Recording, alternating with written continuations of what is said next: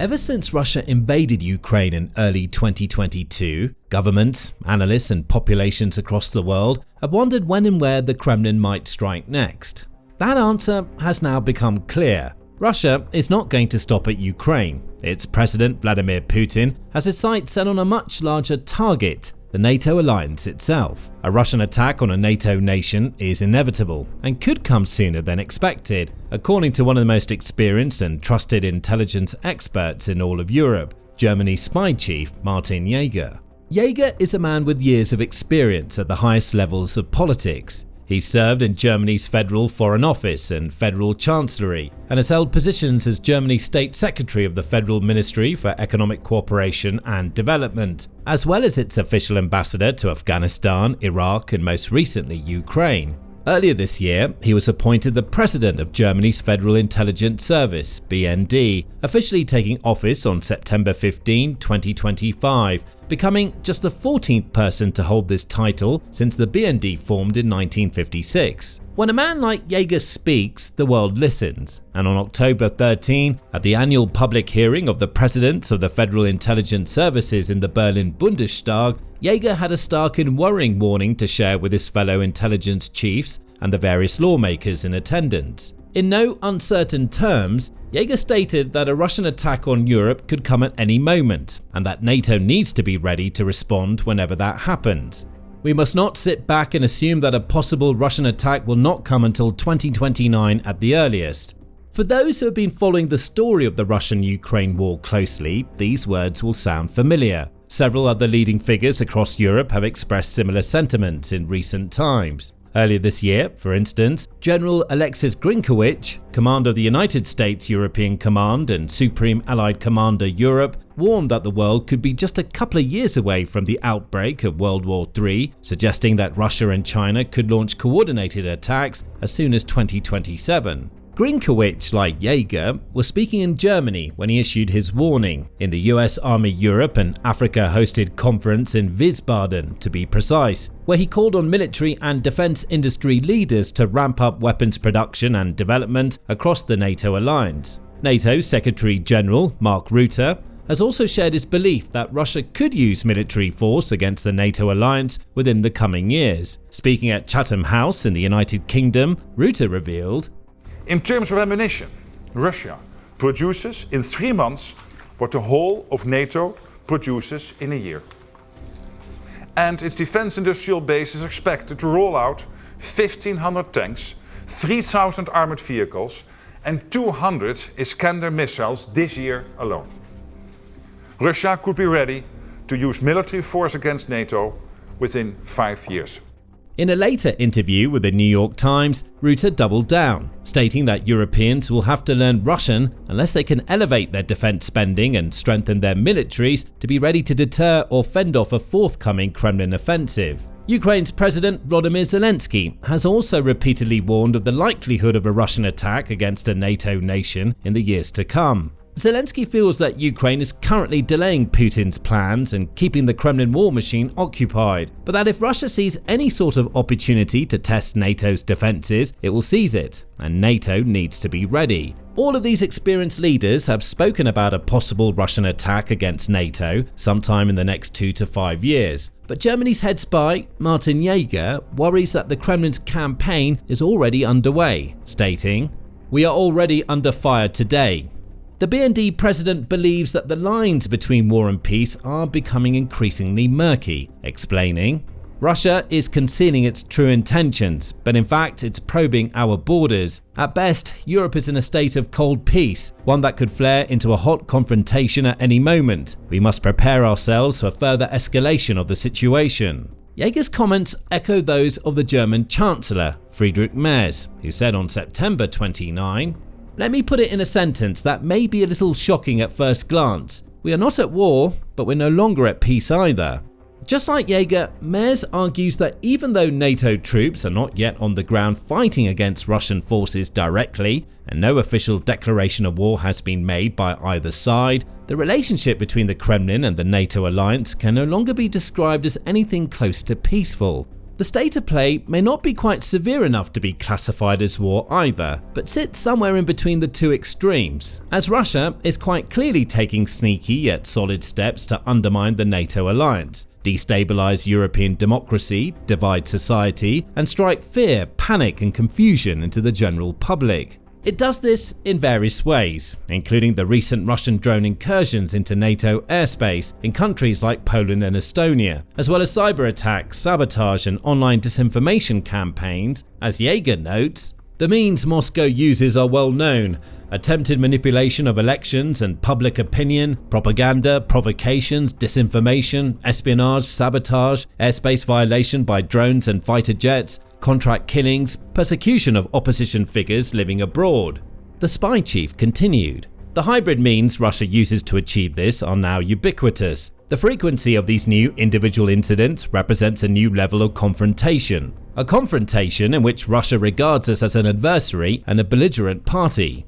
He went on to express his belief that Germany represented Russia's primary target in Europe, given the fact that it's the largest of all European Union nations and has played such a prominent role in supporting Ukraine throughout the war so far. Arguing that Russia is intent on expanding its sphere of influence, Jäger claimed, "To achieve this goal, Russia will not shy away from direct military confrontation with NATO if necessary."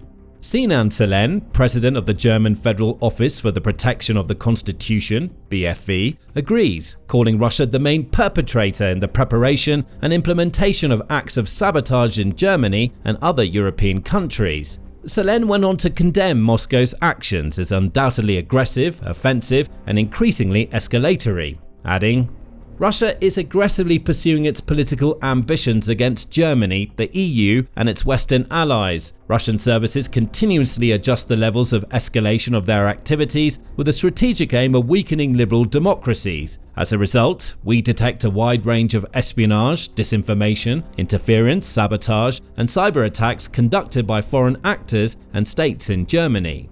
There's plenty of evidence to back this up, with the most obvious examples being the aforementioned cases of Russian drones flying beyond Ukraine and into the airspace of NATO nations. Most notably, on September 10, more than 20 drones travelled all the way across Ukraine and onward into Poland. Soon after, the Polish Air Force, along with several NATO allies, scrambled aircraft and shot down several of the drones, with the Polish government going on to invoke Article 4 of the NATO treaty. Numerous world leaders expressed shock and horror in the wake of the incident, and NATO responded rapidly with the announcement of Operation Eastern Sentry on September 12, a new initiative aimed at strengthening the alliance's eastern flank, involving air, sea and ground assets from multiple member nations deployed all across Eastern Europe. Only a day later, Romania was also forced to scramble fighter jets of its own after detecting a drone in its airspace at the same time as a Russian attack was taking place on Ukrainian infrastructure not far from the nation's border. Again, mere days later, yet another incident occurred, with 3 Russian MiG-31 fighter jets reportedly entering Estonian airspace for a period of 12 minutes, according to the Estonian Foreign Ministry. This incursion occurred over the Gulf of Finland and was not the first, but in fact the 4th time that Russia had violated Estonian airspace in 2025 alone, with the foreign minister stating, "Russia has already violated Estonia's airspace 4 times this year, which in itself is unacceptable, but today's incursion, involving 3 fighter aircraft entering our airspace, is unprecedentedly brazen." Kremlin officials have repeatedly either denied any involvement in these incidents or claimed that they were mere accidents or misunderstandings. But many experts and world leaders are no longer willing to listen to Russia's lies and propaganda, with Zelenskyy summing it up well when he said, "Russian military personnel know exactly where their drones are headed and how long they can stay in the air. The routes are always calculated. This cannot be an accident, a mistake, or the initiative of some lower-level commanders. It's a deliberate expansion of the war by Russia. This is how they operate. Small steps at first, and in the end, great losses." There have also been additional suspicious incidents in recent weeks involving alleged Russian drones being spotted above other European nations, including Germany itself, as well as Denmark, Norway, Finland and Lithuania. Between September 22 and 28, for example, unexplained unmanned aircraft were seen on a nightly basis near both civilian airports and military installations across Norway and Denmark, forcing major airports, like those in Copenhagen and Oslo, to temporarily shut down. Meanwhile, in Germany, on September 26, reports emerged of multiple drone sightings in the northern state of Schleswig-Holstein. German authorities shared their suspicions that the drones may be involved in espionage activities. A day later, on September 27, another suspicious drone was sighted near a power plant in Finland, near Rovaniemi. And that very same day, 3 drones were also seen in the air around Vilnius airport in Lithuania, causing several commercial flights to be delayed. While there hasn't been any official confirmation that these drones all came from Russia or were part of the Kremlin's campaign to spy on, interfere in and disrupt European society, the timing and nature of the incident is highly suspicious, to say the least. It cannot be a mere coincidence that so many airspace violations and unusual drone activities have taken place all within such a short span of time. Instead, many military analysts and leaders feel confident that these events are all linked and all tied back to the same place, Moscow. And it's not just through drones that the Kremlin is waging its hidden war against the NATO alliance. Looking back over the last 18 months, there's also evidence of possible Russian sabotage taking place within Germany itself, focused on military production facilities. Between April 2024 and October 2025, 3 suspicious incidents all took place. First, on May 3, 2024, a fire broke out at the Diehl Metal Applications facility in Berlin. The facility supplied Iris-T missiles used in Iris-T SLS and SLM missile systems, several of which have been sent to Kyiv to help defend Ukraine against Russian aggression. The fire caused heavy structural damage at the factory, and while German authorities have not officially confirmed sabotage, Western media outlets, citing unnamed officials, reported suspicions that Russian operatives may have been involved. Investigators and insurers pointed to a technical fault as the likely cause, but some analysts believe the incident fit a broader pattern of suspected Russian efforts to disrupt Western arms production and deliveries to Ukraine. Only a few months later, in July 2024, German and American authorities foiled a Russian plot to assassinate the CEO of Rheinmetall, the biggest arms manufacturer in Germany and one of the largest in all of Europe, producing a variety of armored fighting vehicles and personnel carriers, among other equipment, like anti-aircraft defense systems, naval vessels, artillery, mortars, and tank guns. The target of the assassination plan was Armin Papperger, chairman of the Rheinmetall Executive Board, who has played an instrumental role in ensuring that Ukraine has the weapons it needs to defend its territory and fend off Russia's relentless frontline assaults. Fortunately, the plot to end Papperger's life was found out and nullified, but this showed just how far Russia was willing to go in its shadow war with the West, with one NATO official at the time stating, "We're seeing sabotage, we're seeing assassination plots, we're seeing arson, we're seeing things that have a cost in human lives. I believe very much that we're seeing a campaign of covert sabotage activities from Russia that have strategic consequences." The third and final Russia-linked incident in Germany came on June 26 of this year, when fires broke out in a suspected arson attack in the city of Erfurt.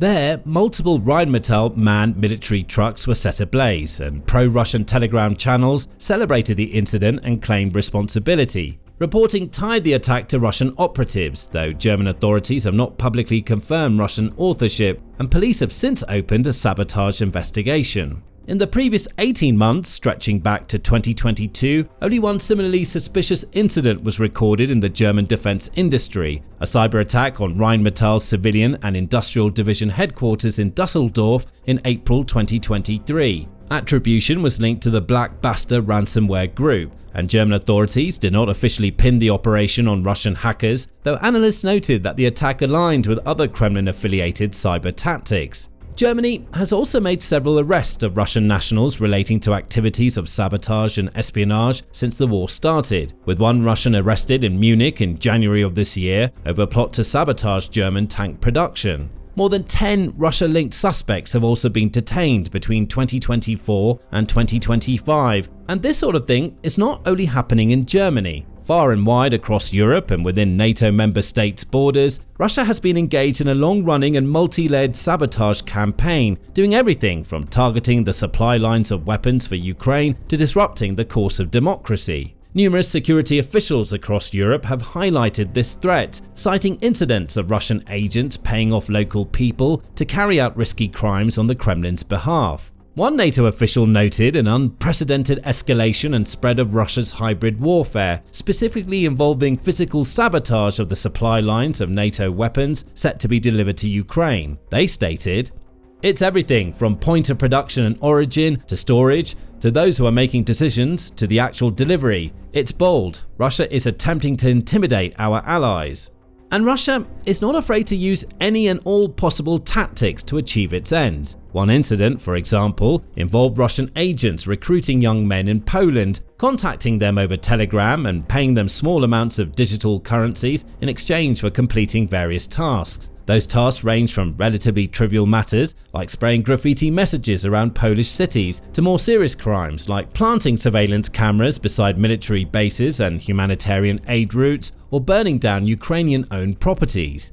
Polish police and internal security forces have also tracked down and arrested other people acting on the orders of Russian handlers, with one even involved in a suspected assassination plot on Ukrainian President Volodymyr Zelenskyy. The same sort of thing is happening in other nations. In France, for example, a 26-year-old pro-Russian Ukrainian was arrested after detonating a homemade bomb near the Charles de Gaulle airport in Paris. In the United Kingdom, 5 men were convicted for a Russian-ordered arson attack on a London warehouse that was filled with supplies destined for Ukraine. There was also said to be massive Russian interference in the recent parliamentary elections in Moldova, with over 70 people arrested by the authorities after they were found to have been sent to Serbia and trained by Russian instructors in how to cause division, provoke the public, and resist arrest. Those involved were paid several hundred euros for their involvement and were set to be used as pawns in Russia's game to yet again interfere in another country's fair and free electoral process. Fortunately, this plan was found out and foiled by the authorities, and intelligence services across NATO have upped their game when it comes to exchanging information and helping one another find out about Russian plots and stop them in their tracks.